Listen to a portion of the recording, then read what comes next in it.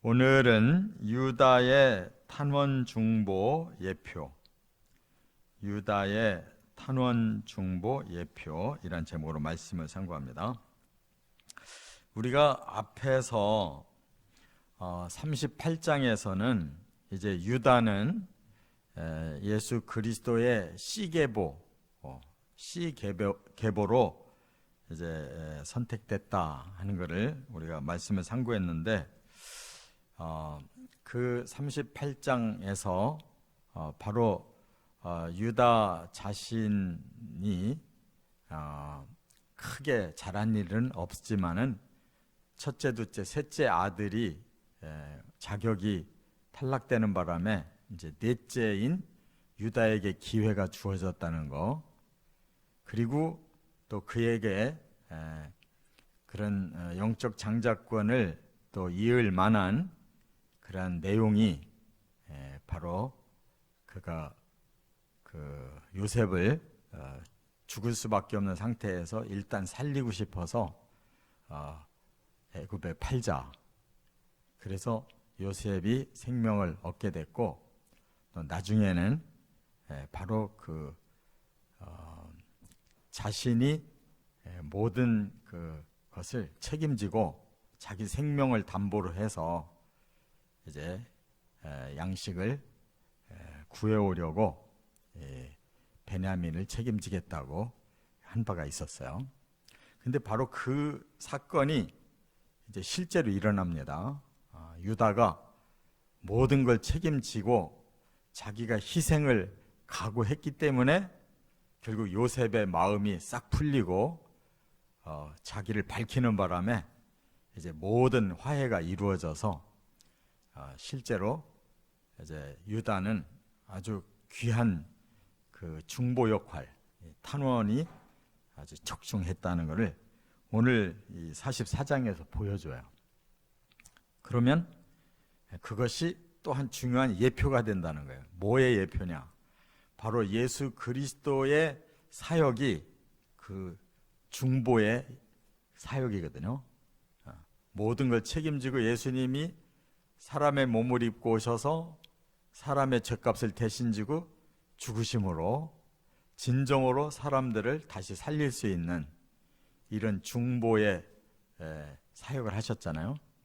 그것을 바로 영적 장자권을 가진 시계보의 그 한 사람인 유다가 그 비슷한 일을 해서 결국 아버지 야곱도 또 그 막내 아들 베냐민도 또 요셉도 모두가 다 그 심령이 다 회복되고 하나 되고 살아나는 역사가 이 유다의 행위에서 나왔어요. 그래서 그 십자가의 예표도 바로 유다를 통해서 우리가 볼 수가 있다 그 말입니다. 그래서 그가 받은 영적 장자권, 받을 만한 이런 사건이 있었다는 거예요. 그래서 세 가지로 그 유다에게서 볼 수가 있습니다. 첫째는 14절부터 16절에 보면 유다가 보여준 형제 사랑을 여기서 얘기하고 있어요. 요셉은 뭐 정말로 형들을 괴롭히고 나쁘게 하려고 한 게 아니고, 과거에 형들이 자기를 죽이려고 했고 종으로 팔아먹었고 이처럼 십수년을 고난을 받았는데, 그러나 자기는 다 용서했어요. 그런데 형들이 과연 어떤가가 궁금해서 시험을 해본 거죠. 형들을 시험해 봤을 때 바로 유다에게서 아주 귀한 것이 드러난 거예요. 그 하나가 뭐냐면 형제 사랑입니다. 지금 요셉은 뭐를 주장하냐면, 막내 베냐민이 자기가 같은 배잖아요. 라헬이 바로 11번째 요셉을 낳고 12번째 베냐민을 낳다가 죽었는데, 자기들은 나머지는 다 이복 형들이지만 베냐민만큼은 자기 친형제잖아요. 어머니가 같잖아요. 그래서 막 애정이 막 너무나 깊은데 베냐민은 야곱이 안 보내가지고 형들만 계속 왔다 갔다 했거든요. 그래서 요셉이 마지막 시험을 한 것이 베냐민을 데리고 오라는 거예요. 그리고 결국은 아버지에게 자기 몸을 보증으로 해서, 담보로 해서 약속받고 베냐민 데리고 왔거든요. 그랬더니 요셉이 이번에는 베냐민을 묶어두려고 은잔을 가지고 시험을 한 거예요. 그래서 베냐민의 그 보따리에 은잔이 들어있고, 베냐민이 도둑질 했으니 베냐민 여기다 감옥에다 집어넣겠다, 너희들만 가라, 그런 거예요. 근데 과연 베냐민을 놔두고 형들이 곡식 가지고 아버지에게 돌아갈 수가 있어요? 못 가죠. 그래서 이제 이 문제를 책임지겠다고 한 그 요셉이, 그 유다가 바로 요셉 앞에 그렇게 고백해요. 뭐라고 말하냐면 16절에 유다가 말하되 우리가 내 주께 무슨 말을 하오리까, 무슨 설명을 하오리까 하면서 하나님이 종들의 죄악을 찾아내셨으니 우리와 이 잔이 발견된 자가 다 내 주의 노예가 되겠나이다 그랬어요. 이 말은 뭐예요? 베냐민이 이렇게 죄를 져서 이게 증명이 돼버렸으니 그건 그만의 책임이 아니고 우리 모두의 책임입니다. 그럼 우리 모두가 이제 그 책임지고 노예로 죄값을 치르겠습니다 라고 말하는 거예요. 그래서 그는 형제 모두를 품어요. 자기가 책임지고 형들이든 동생이든 다 자기가 책임지겠다는 거예요. 이러한 사랑이 이제 출발되니까 결국 문제를 푼 거거든요. 그러니까 하나님께서 이 유다에게 영적 장자권을 줄 만한 그런 이유가 여기 있는 거예요. 형제를 품고 살아도 같이 살고 죽어도 같이 죽겠다. 이것이 하나님 마음이에요. 그래서 하나님이 영적인 장자이신 예수님을 이 땅에 보내신 것은 바로 예수님이 그런 모든 인류를 형제로 품고 함께 죽고 함께 살게 하시는 이 복음을 실현하신 거란 말이에요. 그래서 우리가 바로 영적 장자이신 그 예수님 때문에 우리를 형제, 동생들로 받아들이신 그 예수의 사랑 때문에 그 십자가도 부활도 함께 우리에게 혜택이 돼서 구원받았다는 거, 이게 복음의 비밀이라는 걸 깨달으시 바랍니다. 그걸 바로 유다가 이렇게 실천하고 있는 거예요. 그래서 이걸 해석한 말씀이 로마서 8장 29절에 나오는데 이렇게 말씀했어요. 하나님이 미리 아신 자들을 또한 그 아들의 형상을 본받게 하기 위하여 미리 정하셨으니, 이 말은 뭐냐면 하나님이 인류를 구원하려고 하시는데 한 아들을 보내서 이 일을 행하게 하시려고 했다는 거예요. 그 아들을 뭐라고 표현했냐면 그로 많은 형제 중에서 맏아들이 되게 하사. 이 맏아들이 되신 아들이 누구냐면 예수란 말이에요. 맏아들 예수를 이 땅에 영의 장자권을 주어서 보내셨단 말이에요. 그래서 그 맏아들이 어떻게 하느냐에 따라서 결과가 나오는 거예요. 그런데 그 맏아들이 되게 하셔서 바로 그 미리 정하신 그들을 또한 부르시고 부르신 그들을 또한 의롭다 하시고 의롭다 하신 그들을 또한 영화롭게 하셨느니라. 예수님이 대신 죄값을 다 지고 다시 정상적으로 맏아들의 자리로 돌아옴으로써 그 예수님의 맏아들을 믿는 자들을 부르고 또 그들을 의롭다 칭해 주시고 그들을 영화로운 하나님의 나라의 백성 삼아 주셨다. 이렇게 해석했단 말이에요.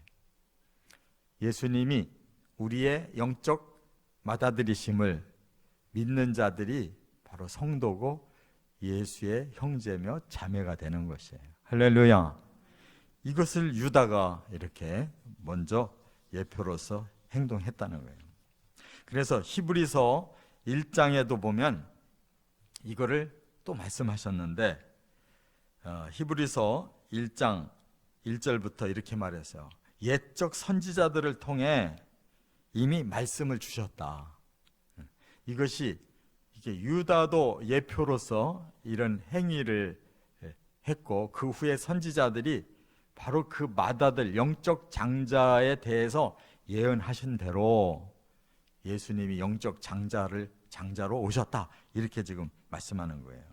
그래서 2절에 마지막에는 아들을 통하여 우리에게 말씀하셨으니 이 아들을 만유의 상속자로 세우시고 그랬어요. 그 아들이 바로 예수님이신데, 6절에는 그가 맏아들을 이끌어 이 세상에 다시 들어오게 하실 때, 바로 예수님이 사람 몸을 입고 오신 것이 맏아들로 이 땅에 하나님 보내셔서 오셨다는 거예요. 그 맏아들을 바로 통해서 사람을 구원해서 하늘의 보좌와 하나님의 나라를 만들어 놓으셨다, 이렇게 말씀했어요. 자, 그렇다면 이 유다처럼 우리도 예전에는 오히려 동생을 죽이려고 합세했고 또 죽이지는 않았지만은 팔아먹었잖아요. 유다의 말을 통해서. 그렇게 못된 짓 했던 유다인데 어느덧 변화가 와서 이렇게 형제들의 죄값을 자신이 다 책임지고 이렇게 스스로 노예가 되겠다고 할 만큼 이런 형제의 사랑을 갖게 된 것이 결국은 성도들의 성숙한 모습이 돼야 된다, 그 말이에요. 우리가 그런 맏아들의 예수 그리스도의 맏아들을 통해 우리도 그 맏아들과 같은 변화가 일어나면 우리를 통해서 또 다른 영혼들, 차자들을 또 구원한다. 다른 아들들을, 딸들을 우리를 통해 구원한다는 거예요. 이게 영적 장자권의 의미인 줄 깨달으시 바랍니다. 예수님이 영적 장자로 오셔서 인류를 구원한 것처럼 우리 한 사람 한 사람의 성도들이 영적 장자권을 발휘할 때 우리를 통해 또 다른 자녀들을 구원시킨다. 이게 하나님의 비밀이란 말이에요. 두 번째, 17절부터 31절에는 또 하나의 사랑을 보여주는데 유다가 보여준 아버지 사랑이에요. 유다가 이렇게까지 할 수 있었던 마음이 어디서 나왔느냐? 아버지를 극진히 사랑했기 때문에. 아버지에게 피해를 드리면 안 되겠다. 그것 때문에 자기가 대신 이 중간 역할을 하게 된 거예요. 그래서 그 아버지가 이 지금 온 마음을 누구에게 쏟고 있냐면 막내 베냐민에게 쏟고 있거든요. 사랑했던 라헬의 마지막 죽음으로 그 보상받은 것이 베냐민이에요. 라헬은 죽으면서 이 베냐민을 낳고 죽었는데 이 베냐민의 또 형인 요셉까지 잃어버렸잖아요. 그러니까 야곱의 마음은 이 베냐민에게 있을 수밖에 없는 거예요. 라헬을 생각해도 그렇고 잃어버린 요셉을 생각해도 그렇고, 그냥 베냐민이 너무너무 귀중한 거예요. 그런데 지금 요셉이 그걸 알기 때문에 또 자기도 같은 형제를 꼭 만나보고 싶어가지고 베냐민을 데려와라, 그 조건을 걸으니까 이게 지금 어떻게 되겠어요? 아버지가 죽을 상이 되는 거잖아요. 그래서 이제 본문에도 20절에 그래요. 우리가 내주께 아뢰되 우리에게 아버지가 있으니 노인이요 그가 노년으로 얻은 아들 청년이 있으니 그 형은 죽고 그의 어머니가 남긴 것은 그뿐이므로 그의 아버지가 그를 사랑하나이다. 지금 유다가 자기 집 상황을 다 이미 요셉에게 설명했어요. 그게 다 진실이었어요. 그 막내 베냐민은 어머니가 낳고 죽었다고 그랬고, 또 그 형은 잃어버렸다. 요셉이 없어졌다는 거예요. 그래서 그 아버지의 마음은 오직 이 베냐민 뿐이라는 거예요. 그리고 22절에는 그 아이는 그의 아버지를 떠나지 못할지니 떠나면 그의 아버지가 죽겠나이다. 이 베냐민을 아버지 품에서 띄어서 우리가 데리고 오는 순간 그 아버지는 못 견딥니다. 죽고 맙니다. 그 말이에요. 그리고 또 하나 뭐라고 그랬어요? 30절에는 아버지의 생명과 아이의 생명이 서로 하나로 묶여 있거늘 이제 내가 주의 종 우리 아버지에게로 돌아갈 때 그 아이가 우리와 함께 가지 아니하면 아버지가 아이의 없음을 보고 죽을 것이다. 우리 아버지가 흰 머리로 슬퍼하며 스올로 내려가게 하는 것입니다 라고 지금 요셉에게 그렇게 간절하게 소원하는 거예요. 그러니까 유다의 마음에 아버지는 베냐민 없으면 죽는데 지금 베냐민은 데리고 올 수가 없었고 이제 요셉은 베냐민을 찾으니 중간에서 이거를 대신할 수 있는 그런 방법이 없잖아요. 그래서 아버지를 사랑하기 때문에 자신이 모든 걸 책임지겠다는 거예요. 우리 예수님도 마찬가지예요. 하나님이 인류의 이런 죄악과 이대로 가면 영원히 사탄의 밥이 돼서 인류는 영원히 멸망당하게 생겼는데 그 아버지 하나님의 마음을 잘 아시기 때문에 이걸 책임지고 오신 분이 예수님이란 말이에요. 아버지의 뜻을 위해서 오신 분이 예수님이에요. 할렐루야. 그래서 그 아버지를 위해서 자신은 희생까지 하실 수가 있었던 거예요. 그게 바로 오늘 세 번째 결정적인 유다가 보여준 것이 32절부터 34절에 유다가 보여준 희생정신이에요. 여기 유다가 뭐라고 했느냐면 32절에 이렇게 말을 해요. 종이 내 아버지에게 아이를 담보하기를 내가 이를 아버지께로 데리고 오지 아니하면 영영이 아버지께 죄짐을 지리이다. 요 말을 했잖아요 이미. 앞에 창세기 43장에서 그 얘기를 했거든요. 그런데 지금 여기 44장에 그 상황이 왔을 때 다시 한번 요셉 앞에 그대로 말을 해요. 내가 우리 아버지에게 제가 담보가 되겠습니다. 만약 베냐민을 무사히 데리고 오지 못하면 제가 희생해서 죄값을 치르겠습니다라고 43장에서 말씀했던 것을 요셉 앞에도 그대로 얘기해요. 이제 이 상황이 이쯤 됐으니 책임은 저에게 있습니다. 제가 우리 아버지한테 그렇게 약속했고 지금 총리가 우리 베냐민을 여기다가 그냥 묶어두려고 하시니 제가 책임질 수밖에 없습니다. 자기가 대신 희생하겠다는 거예요. 그래서 자기만 남고 모든 형제들은 베냐민과 함께 돌려보내 주십시오. 그 말이에요. 자기가 십자가 지겠다는 거예요. 이게 바로 예수님의 십자가 복음이라는 거예요. 예수님은 아무 죄가 없는데 죄인이 대신 돼서 그 죄값을 지셨다 그 말이에요.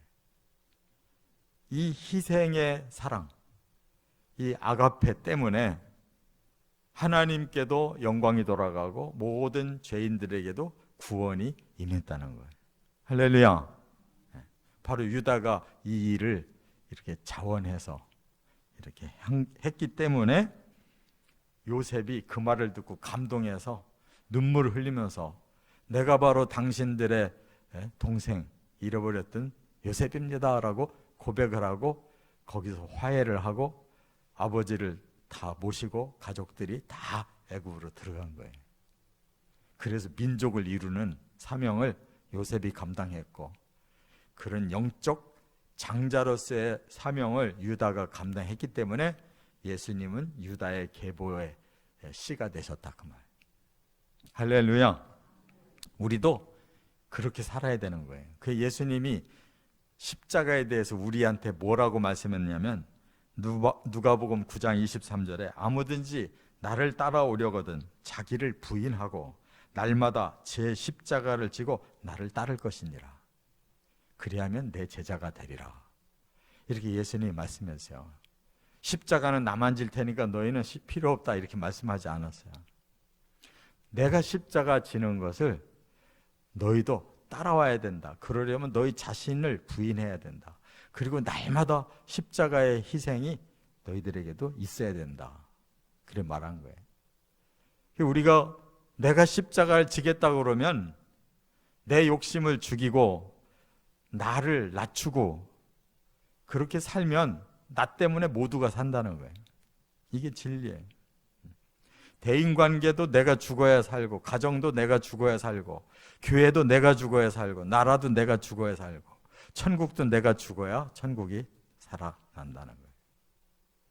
이 진리대로 살아가시기를 주의 이름으로 축원합니다.